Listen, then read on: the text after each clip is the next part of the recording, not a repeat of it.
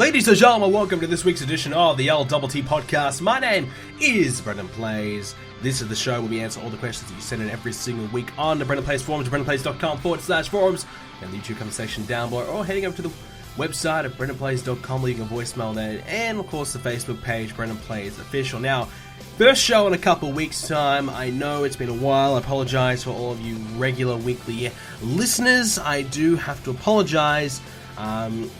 First week, I went to Adelaide, which was great. A great time there. I've been still slowly uploading the vlogs from Adelaide. I've just kind of been, well, it comes to the second point. I've been sick. I was sick last week, so I couldn't do the show last week. So things have kind of been all messed up in terms of my YouTube schedule. And this week as well, I mean, I nearly contemplated not doing the show this week as well, because I just had a huge day, and I'm really running out of time to kind of get everything done. This whole week I've kind of been scrambling to get my WrestleMania pay-per-view done, which will be out on Sunday, 1 PM Eastern Standard Time, 6 PM UK time, live on the channel BrendenPlayz on YouTube and Twitch. So that is this week's goal, this week's plan. Everything I've been trying to do this week has been settled. It's been all around WrestleMania. I've been trying my hardest to get it done. And we're getting close. We are getting close. I think we will probably get it done on time. One of the big reasons why I don't have much time at the moment, because today I just got home. I was at the cricket. So I went to the first test match between Australia and Pakistan for you cricket fans.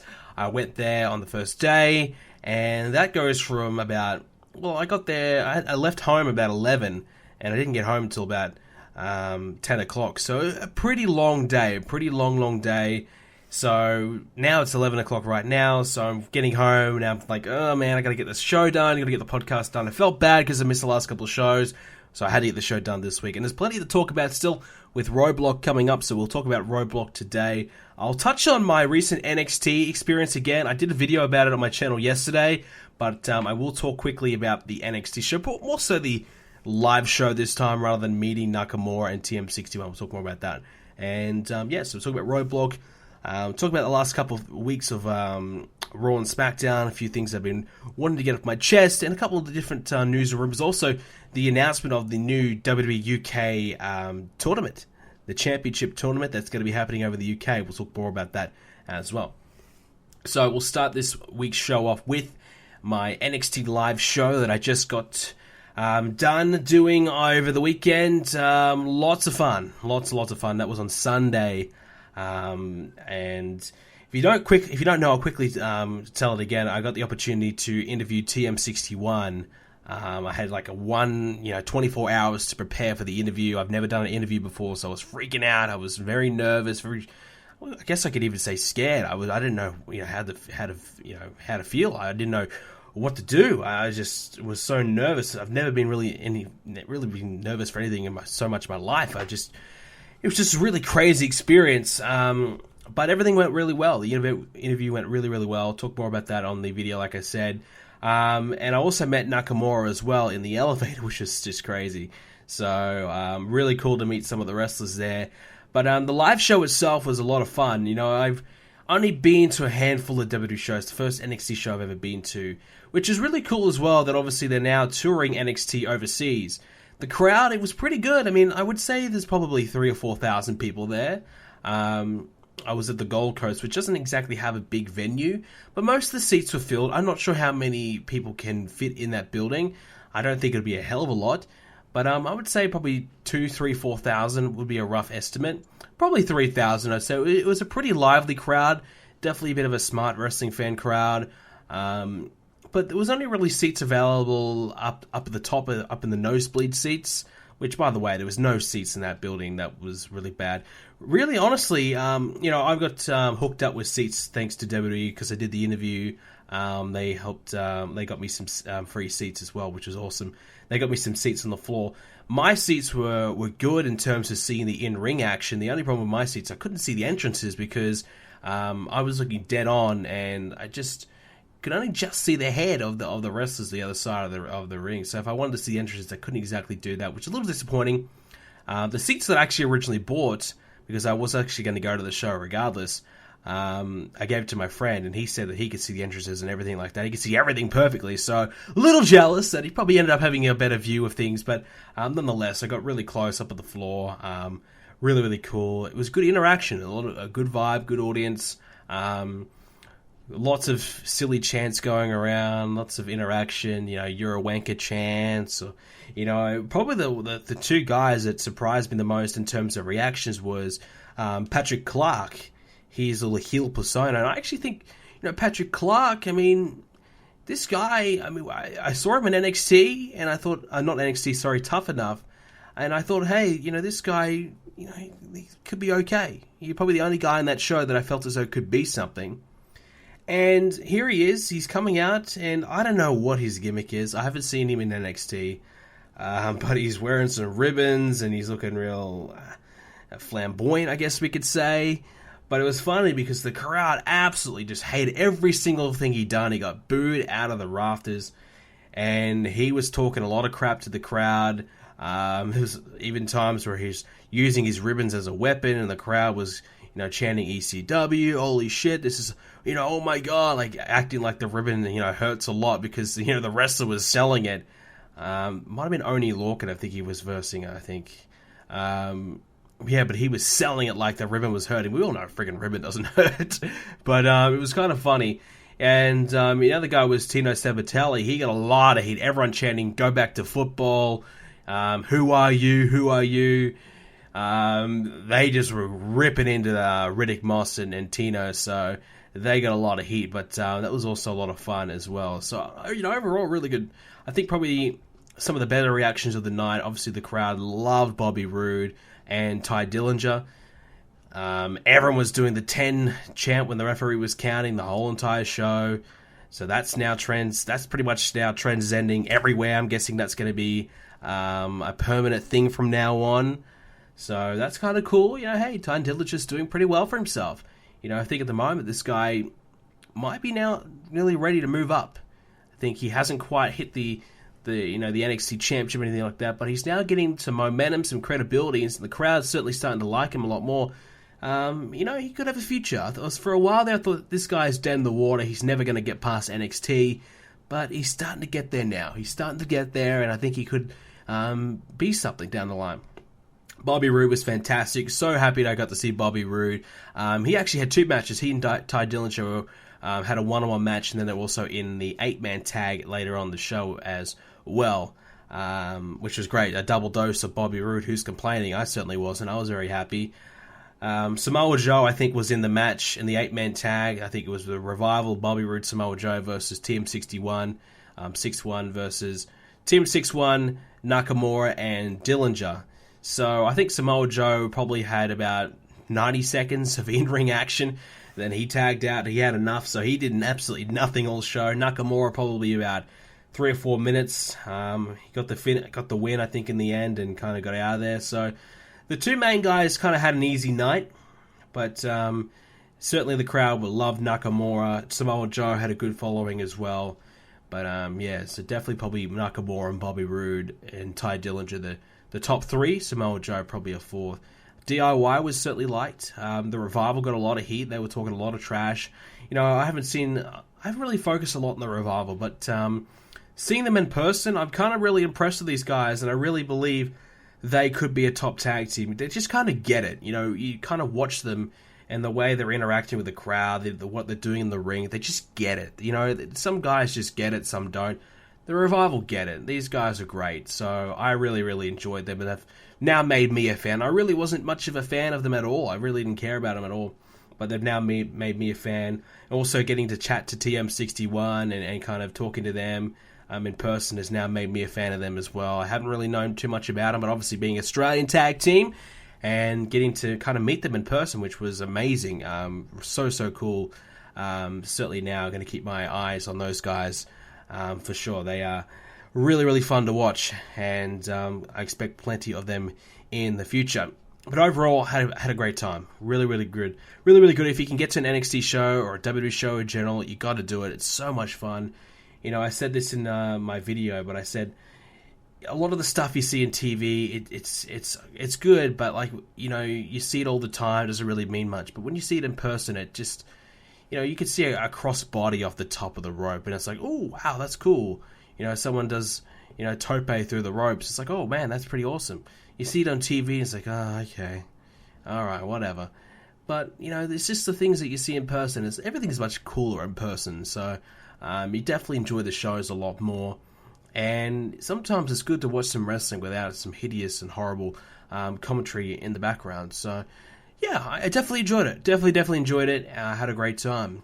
And good to see the Australian crowd getting behind NXT. You know, when I went to a WWE show 2 years ago, I think it was Neville and Finn Balor had a match. Finn Balor was NXT champion at the time. Neville not too long on the main roster. And no one even knew who Finn Balor was. He was the NXT champion.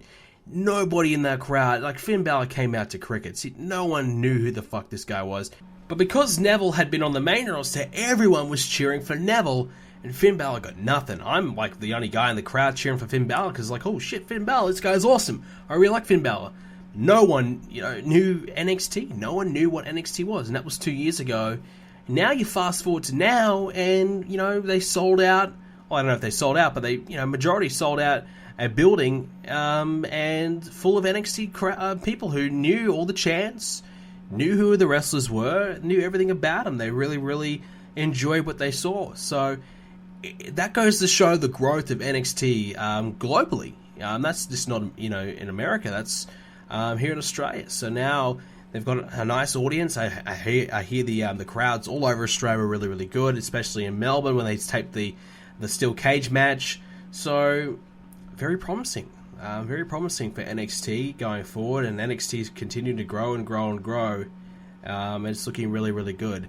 So like I said, I had a great time, and I definitely will go and see another show if I can, if they come back. Alright, so we'll move on to this week's Monday Night Raw. Now, finally got the chance to watch Raw live for once. It's been the last probably month I haven't really watched Raw live, but good to get to watch Raw, most of Raw live. I didn't get to see all of it, but I got a fair chunk of Raw live. This whole show was kind of centered around the New Day, them breaking the tag team championship record, longest reigning champions.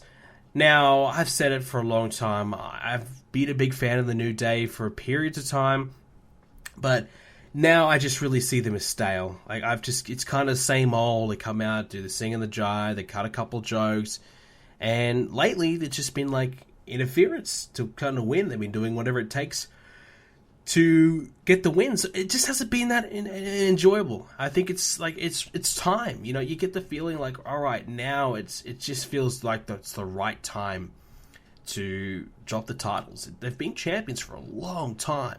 A year and a half, that's a long time as champions in this era. You know, you think about CM Punk's championship reign, was it 434 days or whatever? That felt like a long time. And New Day have been champions for 40 extra days, so it's been a long championship reign. And I will admit, for a long period of time there was no one who could take these titles from the New Day. There was no other good tag teams. I mean, I thought for a while the Dudley Boys had a chance, but really, there was no one else until perhaps Enzo and Cass and the Club came along. Some decent, credible tag teams started to hit the division. So, you know, they probably would have had over a year, a year run as tag champs before I really thought there was any reason for them to drop the championships. But certainly in recent times, it's like, wow, I mean, they've just held on for too long. It's pretty clear that they've just held onto these belts to break this record, because it seems as though they've got some animosity between Axe and Smash and Demolition, because they're currently doing this lawsuit against WWE, this class action lawsuit. So I'm guessing they're trying to stick it to them by breaking their record. WWE does this all the time with everyone. I mean, you look at AJ Lee, they had to break her longest reigning championship reign as soon as they possibly could. They didn't wait around very long at all. Nikki Bella, as soon as she could, they broke it. So if someone has a record that they don't like anymore, they've got to break that up. They've got to get rid of that. So, if CM Punk actually had the longest reigning record, I guarantee you we would have had someone hold the championship for maybe 450 days by now just to break that. So that's just how WWE rolls. That's just the type of company they are. And, there's positives and negatives to that. You can see both sides of the story. Like, we don't want someone who's negative towards our company holding a record or, having a significant moment significant role to do with the company or something like that. Look, I get it, but at times it's like, well, is it impacting the show to try and fulfill this personal vendetta against someone? And I think it has impacted the show a little bit. I think it's impacted the tag division. Look at the club. I mean, they should have won the titles months and months ago. But instead, they've now been buried. Let's be honest. I use that word I don't use it very often, but the club at one point, when they came in, they were this hot tag team, dominant tag team. Now they lose every freaking chance. Every time they meet the New Day, they lose. It's ridiculous. And they're gone. They're done. They've got no momentum whatsoever. They're dead in the water. But now you think back, when they first took on the club, I don't know when that was, maybe 6 months ago now.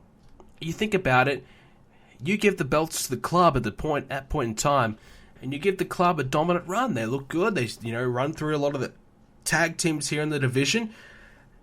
The club would be in a much better position right now. Who knows? They could be, a feared tag team. They could be, a top-level tag team. And getting some momentum, doing well. But instead, no one cares. It's really hard to care about the club. Gallows and Anderson, they've gone from being, retirement home people to doctors. It's a joke. It's a joke. New Day, I think, are part to blame for that. Enzo and Cass. Now, you could argue that, okay, you save that moment, you're saving and saving and saving. Similar to like the American Alpha on SmackDown. We'll talk more about that later on. But it's kind of like, well, we know they're going to win the tag titles at some point. Well, we're just saving and we're going to wait on it. We're just going to let it ride out. We're going to take our time with it. That's fine. If that's what they're doing with that, that's okay. But even now, Cesaro and Sheamus, hey, I would even give them the titles. Why not? I think the crowd like him. I like him as a tag team. We just need something fresh. We just need something new. Even Jericho and Kevin Owens, I think, could have had a little small title reign. And I'm sure if New Day weren't on this huge long reign, and perhaps, let's say, they were on, 1 month into their title reign, maybe Jericho and Kevin Owens would have won the belts a month ago and maybe dropped them now when they wanted to start to go with this dissension between the two storyline. And wouldn't have that elevated that storyline as well? Yes, it would have probably impacted the tag division, but added some star power to it and more attention around the tag titles, for 1 month or so. Certainly, I personally believe would have done wonders for it. So the New Day, I think, have personally been a hindrance to this division. And I think it's failed to kind of grow. It's been all centered around the New Day for a year and a half now. And I just don't see that stopping anytime soon. Maybe at Roadblock, I believe Cesaro and Sheamus have a match against them now. They'll drop the titles. But wouldn't that be just incredibly obvious at the same time? Hey, they just beat the record. They beat 4 tag teams in one night. They go to Roadblock and then they lose. What sense would that make? Absolutely none. So I personally say, look, if you're going to ride this out, go to the Royal Rumble and make them drop them there. If not, WrestleMania. Maybe Enzo and Cass gets it. I think probably the best thing for the New Day, I know they're selling merchandise. I know the kids love them. But it's nearly a heel turn needed because they're just so stale. They're so same old. I'm just so tired of the act. I like Big E. I like Kofi. Xavier Woods, he's okay. I like him. But, it's time, I think, to freshen them up. I don't know. Do they need to kind of change the characters around a little bit, tweak the characters, tweak the gimmick, or a heel turn? They were heels when they first started. They can go back to that. They can do that again. It'd be something different. But they just need something because at the moment I'm just really bored of the New Day. Really bored of that division. And, SmackDown's tag division is not much better, let's be honest. At least Raw has some star power. SmackDown has absolutely none. But at the same time, it just would be nice to see something different happening in that division other than the New Day wins all the time. They are now the longest reigning champions. There was some controversy as well from Kofi Kingston's picture he put out. He's used the hashtag Black Excellence when he tweeted out a picture of him, I think it was Rich Swann, Sasha Banks as well, showing all the black champions right now in WWE. Personally, I have no problem with it. I don't care. I mean, I think it's a good thing to show that, hey, there's black people and they're doing really, really well in WWE, because there's been a long time thought that black people can't really get far in WWE. There's never really been that many black world champions, and there's always been this, this rumor that Vince McMahon is never going to, make a black person as a champion. There's all these stupid conspiracy theories, but it goes to show that, hey, right now there's all these champions right now in WWE that are black and are doing really, really well, and it's been great. Like I said, New Day have done so well for themselves. Sasha Banks is doing well. Rich Swann, jury's still out, but I think the guy's pretty good so far. I think it's good. I think it's good to celebrate that, enjoy that. Why not? So I think anyone getting upset over that is just ridiculous. Just, come on. It's fine. Who cares? Why do we care so much about every little thing? I mean, does it really matter? That's my opinion. The Sami Zayn and Mick Foley / Strowman storyline. I've heard some things. People are really shitting all over it. How Mick Foley just looks ridiculous. The one thing I didn't like with this segment is how Sami Zayn gets to Mick Foley's face, and Mick Foley steps back, and he's now frightened like he's an old, fragile man. I get it, he's old, but it's Mick fucking Foley. Mick Foley doesn't back down from a guy who's the size of Sami Zayn. Maybe it was Braun Strowman getting in his face and saying this shit. Maybe Foley would back down, but it's Sami Zayn. Foley, just stand in your place. Mick Foley, I believe, is trying too hard. He's trying too hard to get these guys over with his passionate promos, screaming promos. Don't get me wrong, I thought the interaction between Foley and Zayn was fine. I thought the storyline was stupid. It doesn't make any sense, because Sami Zayn is now passionate and fired up. Now he can fight Strowman, whereas before, he couldn't. Where's the logic? There's none. But I don't mind the interaction, but Foley, I think every second week he's doing this promo. He's fired up, passionate promo to someone. It's a little bit too much. It feels forced. I mean, Foley's doing an okay job, but it just feels forced. And some, even saying, has Mick Foley got it? Has he lost it? Can he still be the talker that he once was? I still think so, but I just think he's trying a bit too hard. And it's just not coming off natural. I really enjoy Braun Strowman, and I think Sami Zayn on Raw is not a good fit. I think the solution would have been Sami Zayn to go to SmackDown. I think that was a great decision. I was actually going, holy shit, Sami Zayn to SmackDown, that is a perfect decision. Yes, let's do it.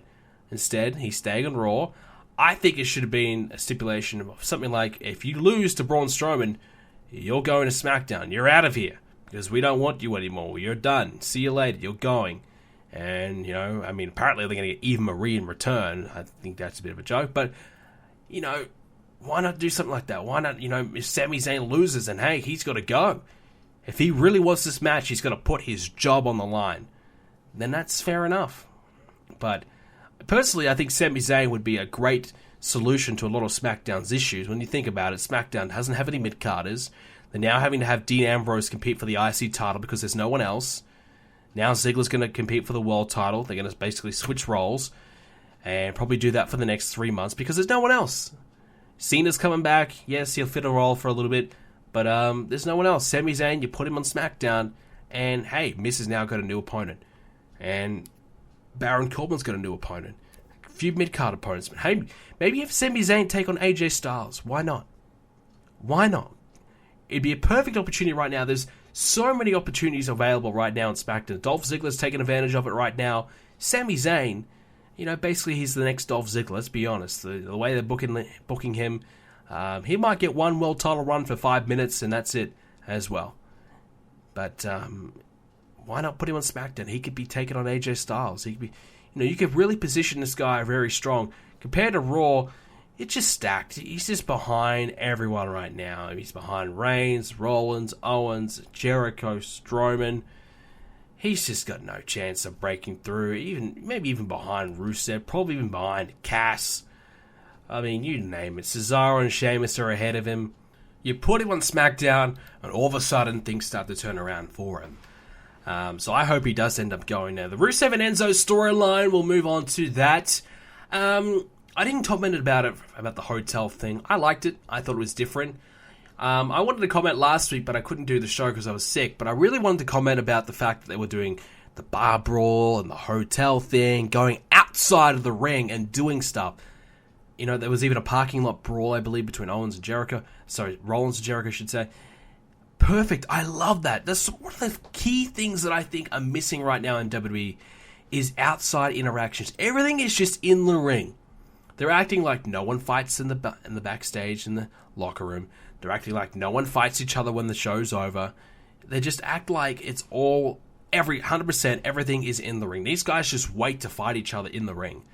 Which, if you're trying to represent, a product that's, two enemies hate each other and they want to fight each other and beat the hell out of each other in the ring, why the hell wouldn't they beat the hell out of each other before they even get to the ring?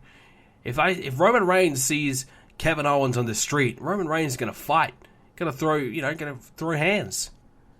But we don't see that, and I think that's something we need to see more in WWE, and I'm glad they did this hotel thing, the backstage brawl thing. I like that. We need to see more of that.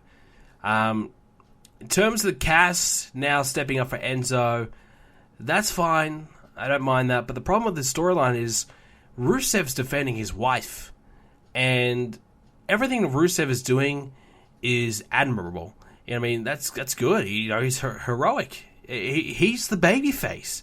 Enzo came to Rusev's wife's house to cheat, to be with Lana when she's married, and it just doesn't make any sense. Rusev's just defending his wife and defending, himself. This guy's trying to cheat, with his wife.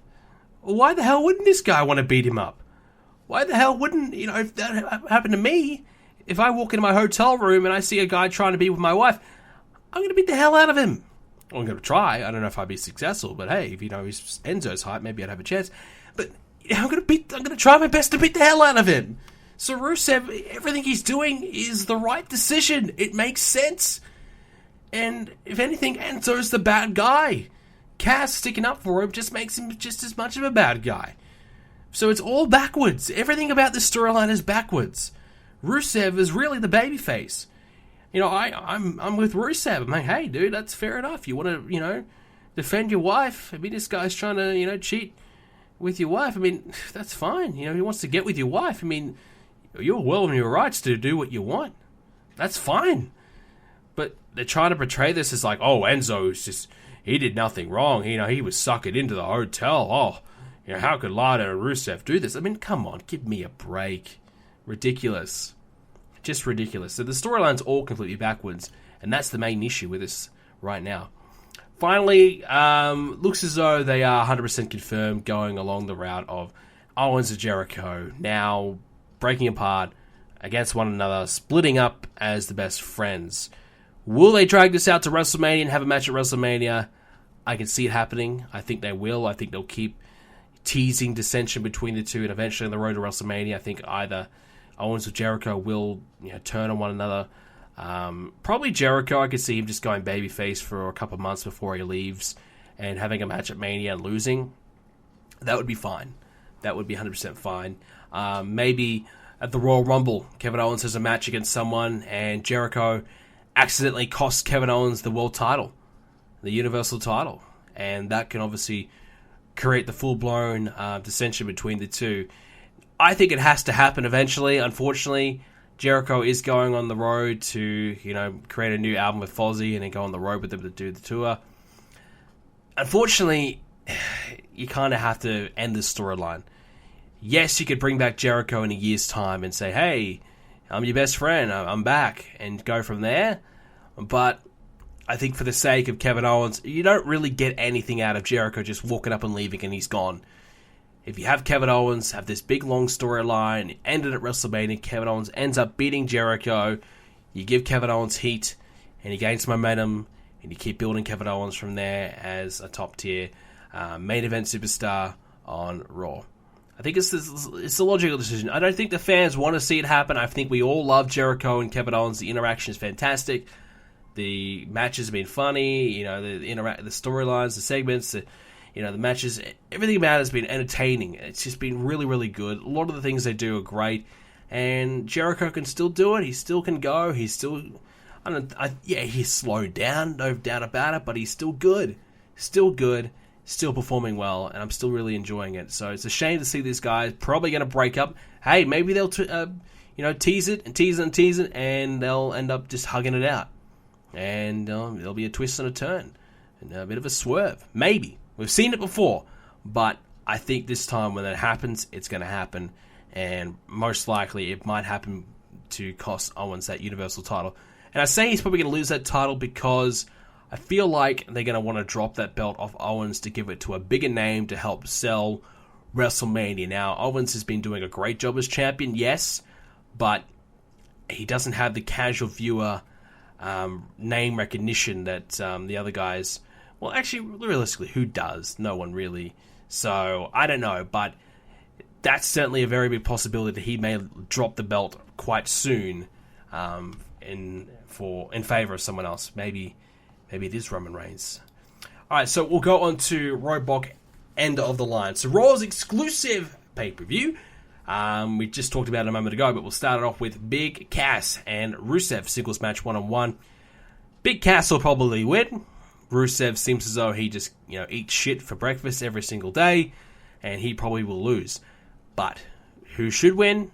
Definitely Rusev. Rusev defending his wife. I think the right call would be Rusev, but they're pushing Big Cass. They love Big Cass, and he's good, but he's still got a long way to go. If they're ever thinking about breaking Cass and Enzo up, it's just a huge mistake. You cannot do it anytime soon. Those two belong together, and those two together are good, but apart from one another, you can see Cass's weaknesses, and you can even see Enzo's weaknesses. Alright, so tag team match, Cesaro and Sheamus versus the New Day. I still think New Day's going to win. I think Cesaro and Sheamus are really growing on me. As a team that's thrown together, I think this is a good combination. It's an entertaining pair. And, who's surprised? Cesaro's doing well. Sheamus is now tolerable. Cesaro's made Sheamus tolerable for me. Sheamus, a former shit list member, has now become someone who I can find somewhat entertaining. Thank you to Cesaro. So, credit to Cesaro. He's even good enough to make Sheamus entertaining. That is difficult to do, but hey, he's found a way. So, how this guy isn't better off than he is right now is beyond me. But saying that, it's still going to be a New Day victory in my opinion. Braun Strowman versus Sami Zayn, 10-minute time limit. It won't go 10 minutes. Strowman was going to kill Sami Zayn, let's be honest. Sami Zayn will get his ass kicked. Probably a point in the match where he's going to get close to beating Strowman, but probably lose. They could go with Sami Zayn getting a quick roll-up, flash finish, and a surprise win, and Strowman beats the hell out of him after the match for payback. They could go with that to save Sami Zayn, give him a big win, be the first guy to beat Strowman since he's become this new guy, a new monster, brawn type of character. They could be him, but should it be him? Should it be at Roadblock? No. Strowman should win, and like I said earlier, Sami Zayn, just put him on SmackDown. It's for the best.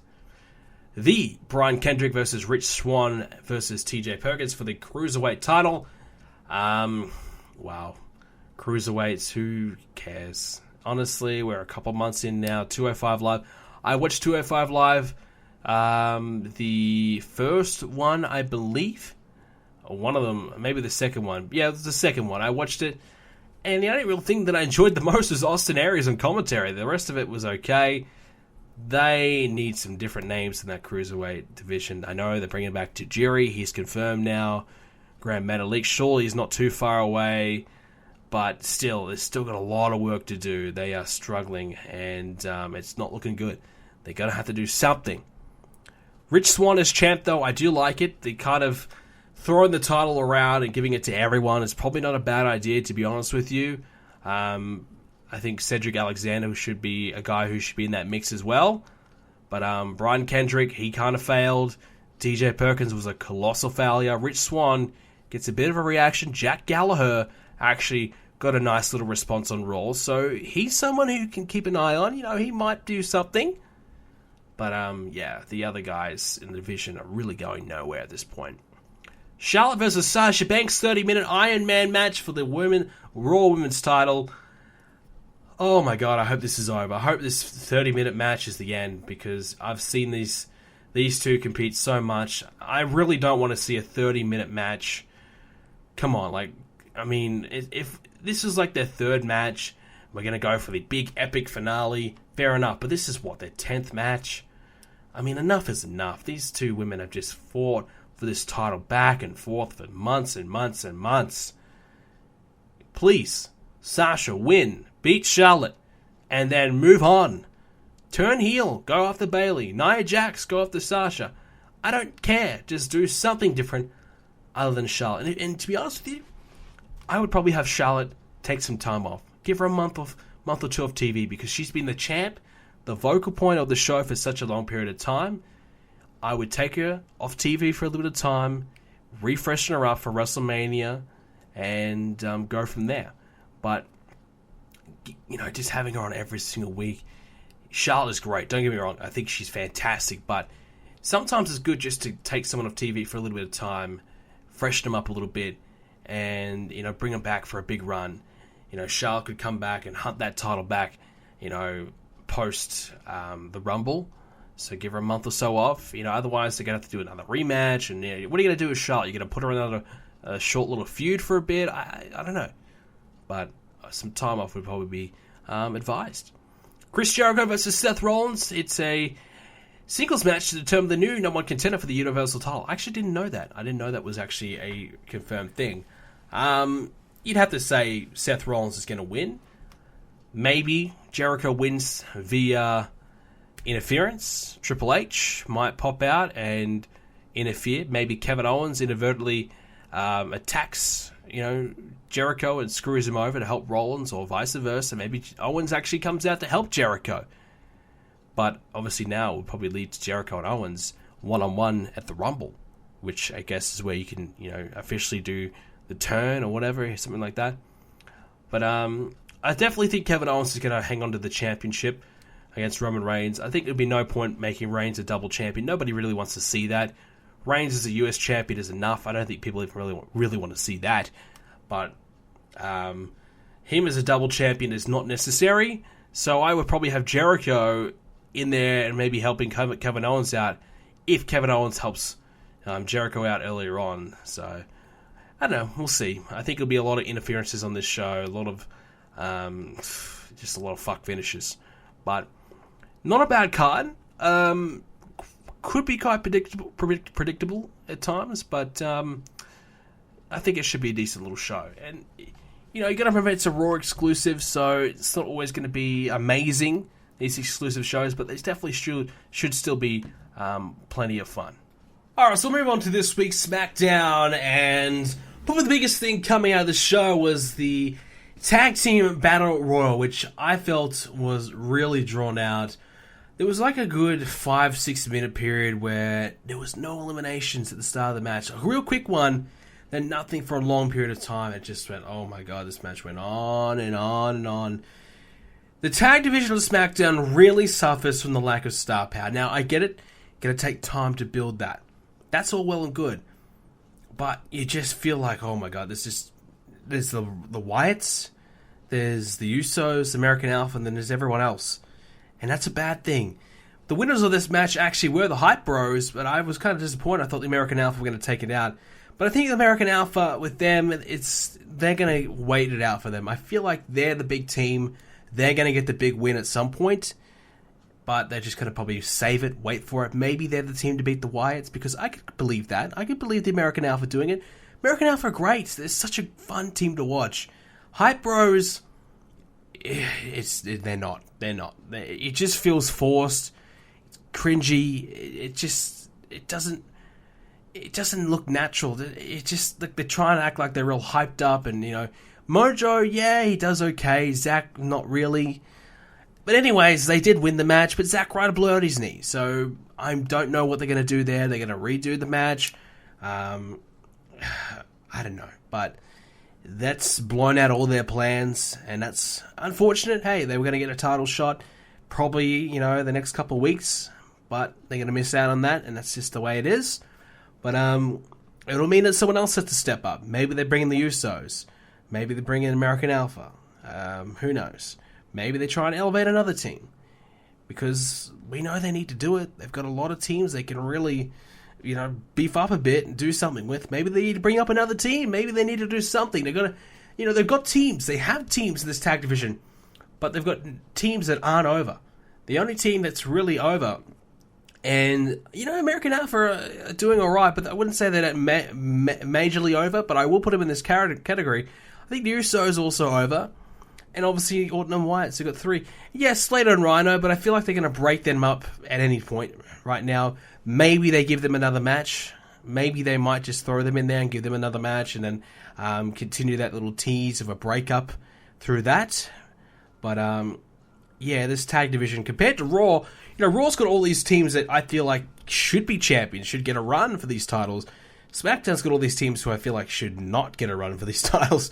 So it's like the complete opposite. So, they're going to have to try and fix this situation. Hype Bros, I feel like, we're never going to win the belts anyway. It's just a team for the Whites to beat. But, it's disappointing nonetheless. But it'll mean that someone else has to step up.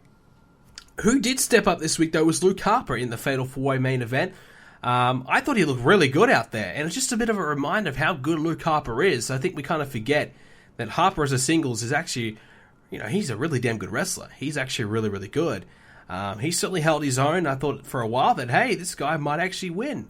But it turned out to be Dolph Ziggler. So, it seems like they're just going to switcheroo. Ambrose to Miz, Ziggler to AJ. That's kind of fine, whatever. Ziggler and AJ should be some good matches there. No complaint there. Ambrose and Miz, okay, sure. Why not?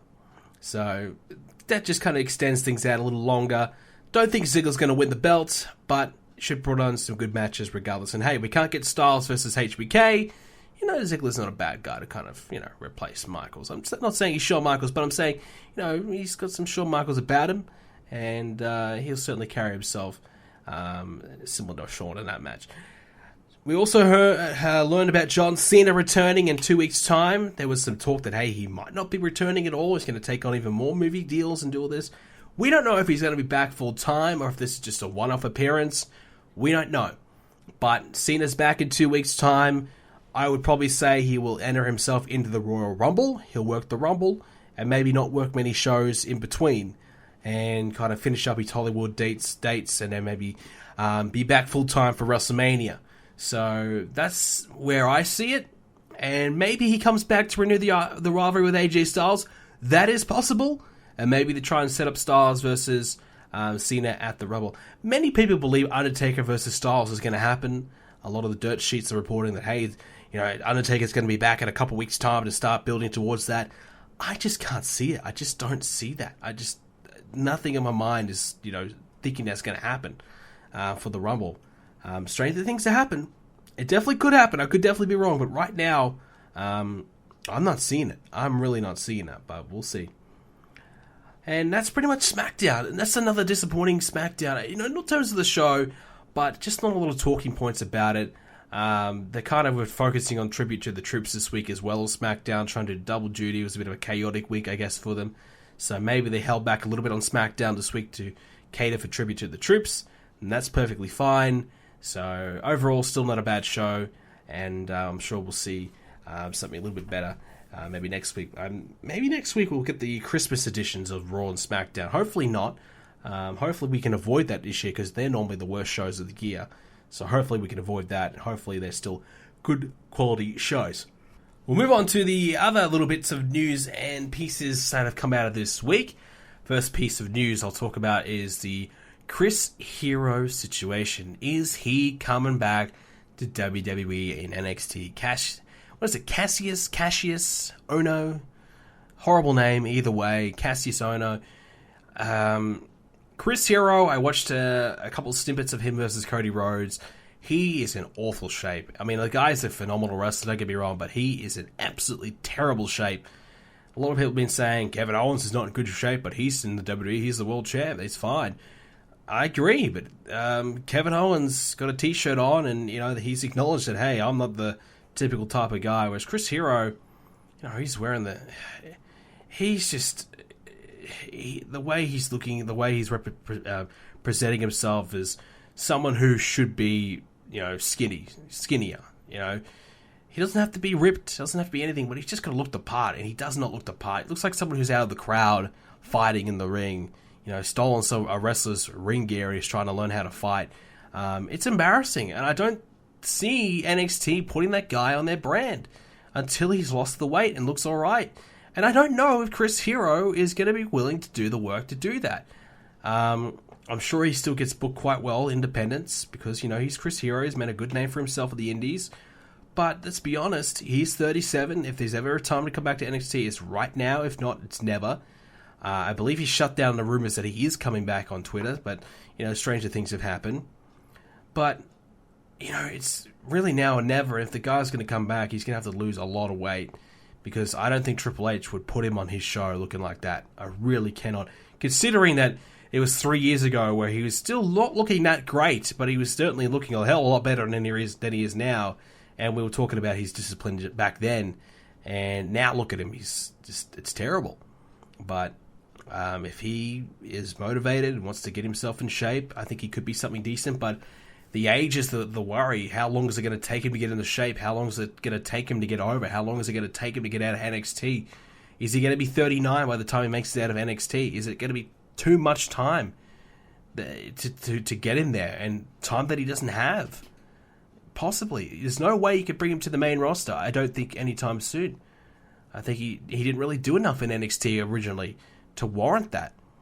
So I don't think he deserves to go to the main roster either. There's a reason why they fired him. So, look, they're going to have to... If he comes back, there's going to be a lot of changes he needs to do. And I just don't know. I think probably, honestly, probably best he doesn't come back, because I just don't see him succeeding. But hey, it's another good independent name they have on the card who can put on good matches, who's got a bit of a following, can go on the show and do okay. If they just want to keep him in NXT and that's it, probably not a bad name to have. And if he can get some shape, get in decent shape, that's fine. I think he'll do just okay.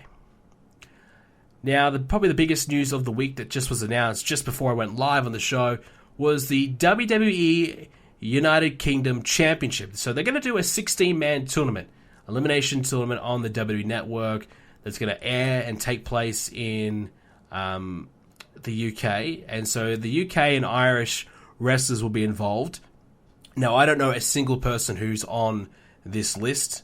I know Zack Sabre Jr., he's not in there for some reason. Will Ospreay, I believe, is under contract, so he can't do it. So a couple names I know from the UK aren't in this. So the rest of them, I don't follow the UK scene at all. I don't really follow independents at all. I, have an idea of who's who, but I don't really follow it too well.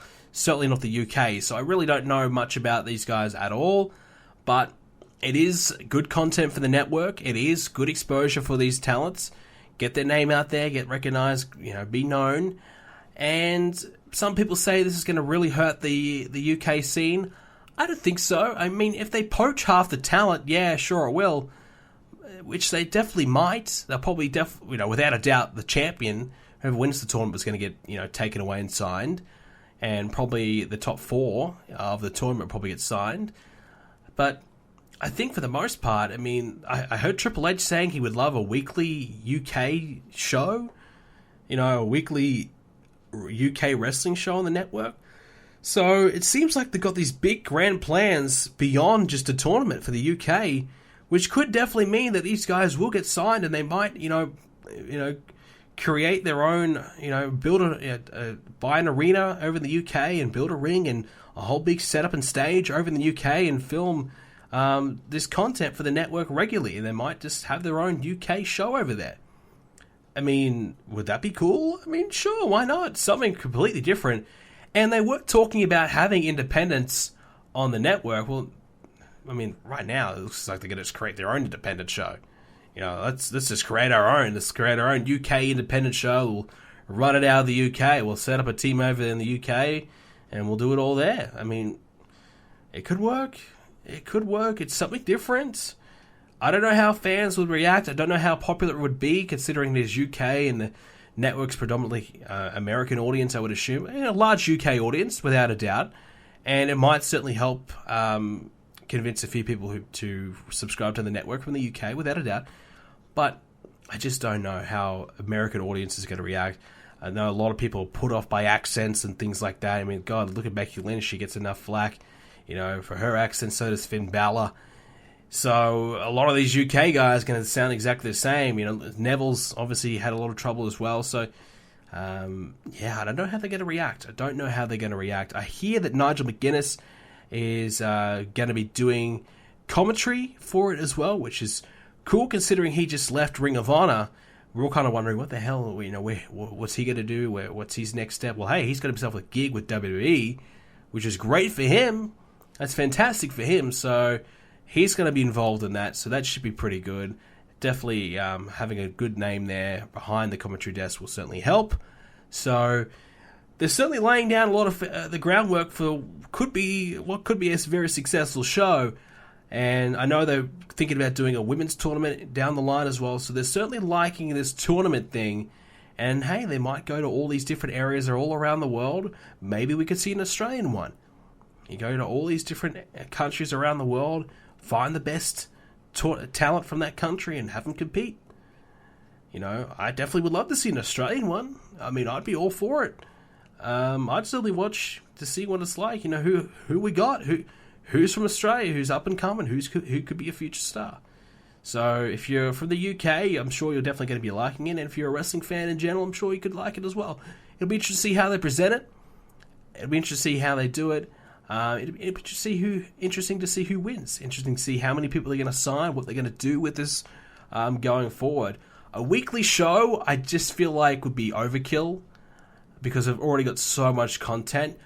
But saying that, there's so much wrestling as it is. You add this to the network, is it going to hurt anyone? If you want to watch it, you can. If you don't want to watch it, you don't have to. So another independent, completely different show on the network to what they have. Not affiliated with WWE really. No real WWE stars on there. Just completely independent guys doing their thing. Creating their own independent show in different countries. That's not a bad idea. I mean, I think a lot of us would love to see like a WWE run promotion in different countries that has plenty of money behind it, good talent, good production, good business, that machine behind it in different countries. I'm sure. I tell you what, I'd love to see something like that here in Australia. There's nothing where I am. There's no real wrestling where I am. There's like a couple of promotions that run a show once a month, and that's like the bottom of the bottom independent shows. So if WWE would come, to my city a couple of times a year and do a show here, I would, with their independent guys or whatever, I would probably check it out. Why not? Screw it. If I could watch it every week on the network, I'd go check it out. So if you're in England and they do this type of thing, I'm sure people will get behind it, even if they're trying to sell out 500-seat arenas or 1,000 seats. They don't have to try and sell 10,000, but if they sell a couple thousand every time they tape a show, well, who's that hurting? Screw it. Why not? So I'm all for it. Is it going to hurt the UK scene? Well, if WWE, sets up shop and has taken all their talent, yes. But if anything, all these talents are going to get name recognition that they were never going to get.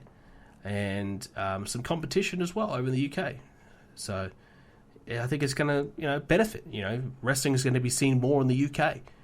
But that's just my opinion. Finally, last piece of news is Jerry Lawler and Lita both gone from the pre-show and the pre-shows from Raw and SmackDown and the pay-per-view pre-shows. So I watched a couple minutes of the Raw pre-show the other day. It's really bare bones now. They've scaled back on all production. It was like a little 10-minute pre-show. It's nothing to it. It's a waste of time watching it. It was bad. It was, I liked the pre-game shows. That's fine. I never personally watched them, but I liked the way they would do it. I liked the way they produced it. I liked the way it looked. I personally had no interest in watching it because I don't really need to, because they recap everything enough as is. When you're watching Raw for 3 hours, they recap what happened in the first half an hour 6 times throughout the show. Something important happened, you saw it 5-6 times. You've seen enough to remember it for the next week. So they drill it into your head. You don't need to be reminded, but, you know, it's extra content for the network, and that's perfectly fine. More content, the better. But now the pre-shows are just a waste of time, so now I'm even more inclined not to watch it. So, yeah, I mean, it sucks for Lita, who I don't know what she's going to be doing. I heard she was being a trainer down at NXT. I don't know if she's doing that at all now. I think she might be completely gone. And Jerry Lawler, his situation is like he's on a commentator's contract. He's not commentating anymore. They're getting paid a hell of a lot of money. They want to scale that back, get into a Legends deal, and just do that, have him come to the Hall of Fame and do a few appearances here and there, and scale back on the money that they're paying him, which is perfectly fine. That's understandable, and I think they definitely should be. If he's not commentating, then don't pay him as much. I'm sure he was probably the highest paid commentator, probably even more than Michael Cole. I'm sure he was. I'm absolutely, without a doubt, I'm sure he was paid very, very well for what he was doing. And what he was doing was absolutely fuck all, because the last 5-6 years has been dreadful. So now that he's not on the desk, I feel like the commentary has gotten better, even though Byron Saxton's there, even though David Otunga's there, which, by the way, it reminds me, why is there 4 people on SmackDown comment? Why is Tom Phillips there? Better question is, why is David Otunga there? He adds nothing. But why do they have 4 people on the desk? First of all, it looks awkward. Tom Phillips doesn't even fit on the desk. You know, they don't make any room for this poor guy. And half the time he's subbed in and out for a wrestler or whatever. He's barely there. It just makes no sense. It's not necessary. He does not need to be there at all. I don't get it. So that's a dumb move, and personally, it doesn't add anything or improve the commentary at all. But anyways, we don't have any questions this week because obviously we missed the last couple of weeks of the show, so I do apologize for that. But we do have some gaming to talk about. I did start Watch Dogs 2 last night, and I gotta say, so far so good. I'm liking the storyline of it. I think it's definitely got some potential. Feel like the map is a little empty. Feel like there's a little easy to get around the map. Like, you can fast travel everywhere. You don't really have to earn your way around the map. You don't really have to search and drive and experience what the game has to offer. You can just kind of go fast travel from point A to B to C. And mostly, to save time, I'm going to do that. If I don't have to drive around, I'm not going to do that. But I feel like at the same time, like I'm cheating myself because I'm just not really seeing this map and not seeing what the game has to offer. But I haven't played that much, but I am enjoying it thus far. And I'm really kind of hunting and searching for the next game to play. I don't know if I talked to you guys about it, but I did Platinum Skyrim a couple weeks ago. That was my game that I was playing religiously for a couple weeks there. So I've now finished Skyrim, and now I'm looking to move on to my next game. I've actually did Platinum pretty well in recent times. Got a lot of games finished, but I have a lot of games I just bought, like Titanfall 2, Dishonored. I've got Rise of the Tomb Raider, Metal Gear Solid 5, like I said, Watch Dogs. I'm getting the new Don Bradman cricket game, which, by the way, I'm so excited about. So I've got a lot of new games I've got, and I'm trying to finish as many as I possibly can, trying to get a few done, and I'm doing pretty well. I feel like Watch Dogs might be my next one. I still need to kind of finish Mafia.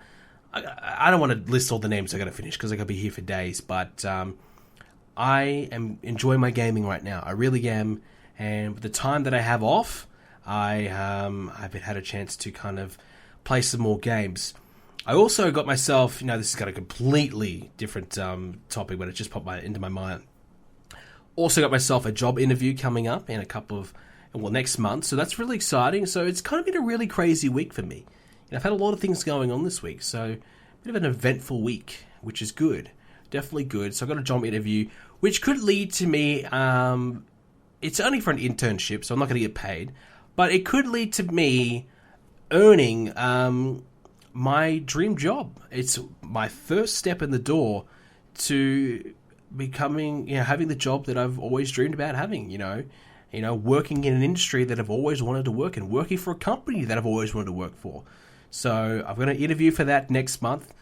Pretty nervous about it, but I'm pretty confident that I've got a good chance. It is an internship after all, so there's really no real requirements. It's just basically if they like you or not, really. So hopefully I do well. Hopefully I get it because it's only going to be 2 days a week, so it's not going to affect my videos, but it's going to give me a good experience and give me a chance to really do something different and really a chance to kind of enter the workforce. Because if you guys don't know, I've never really had a real job.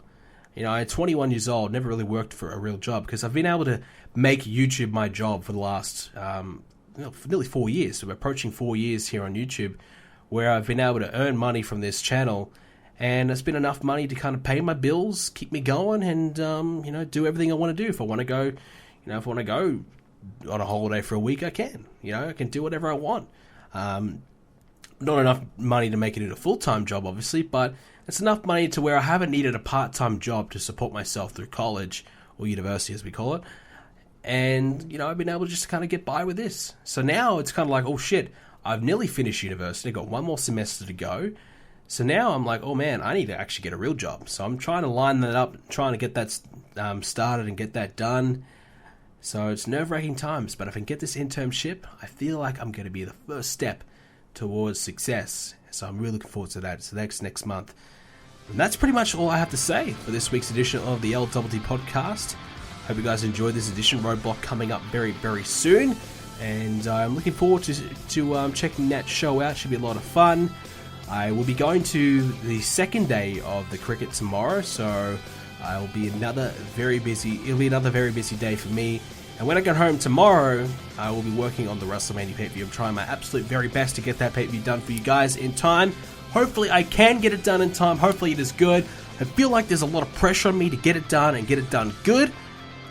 So far, I like it. I feel like the show is good. It's going to be a good 3 hours long, but I just feel like there's something missing. I just feel like I need something more, and I haven't figured out what I need to do. I haven't figured it out yet, and it's kind of bothering me.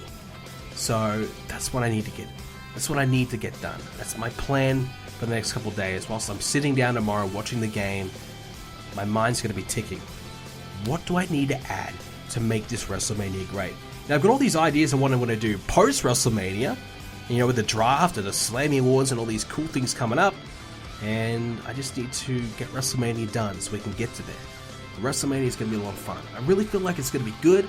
I've added some different things that I haven't really done before, but I just missing something that I need to figure out. But anyways, guys, if you do have a question for next week's show, make sure you leave it in the comment section down below. Leave a like on this episode wherever you are watching, and make sure you subscribe to see more episodes of the LTT Podcast coming up very soon. Follow me on Twitter at BrendenPlayz. Leave a like on the Facebook page, BrendenPlayz Official, and make sure you do not miss anything to do with BrendenPlayz going forward. Hope you guys enjoyed this episode, and I'll see you all next Thursday.